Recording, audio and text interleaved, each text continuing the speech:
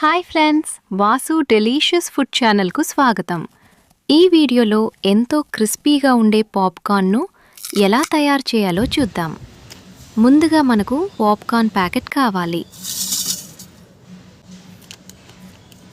ప్యాకెట్ను cut చేసి వేడిగా ఉన్న పెనంపై ఉంచాలి. తర్వాత మీడియం మంటపై సుమారు 3 నిమిషాల పాటు వేడి చేయాలి. కొద్దిసేపటి తర్వాత పాప్కార్న్ గింజలు ఒక్కొక్కటిగా పేలడం ప్రారంభిస్తాయి. పాప్కార్న్ పేలుతున్నప్పుడు తప్పకుండా పెనంపై మూత పెట్టాలి, లేకపోతే అవి బయటకు ఎగిరిపోతాయి. సుమారు 3 నిమిషాల తర్వాత మూత తీసి చూస్తే పాప్కార్న్ అన్నీ చక్కగా తయారై ఉంటాయి.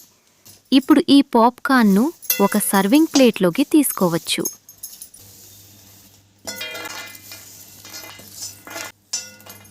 ఇంకో వెరైటీ కోసం తయారైన పాప్కార్న్ను ఒక బౌల్లోకి తీసుకొని అందులో తగినంత ఉప్పు మరియు కారం వేసి బాగా కలుపుకోవాలి. తర్వాత ఈ పాప్కార్న్ను మైక్రోవేవ్లో పెట్టాలి.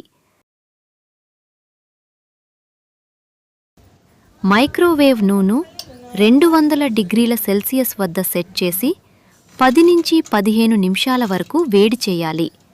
కొద్ది నిమిషాల తర్వాత పాప్కార్న్ పేలడం మనం చూడవచ్చు.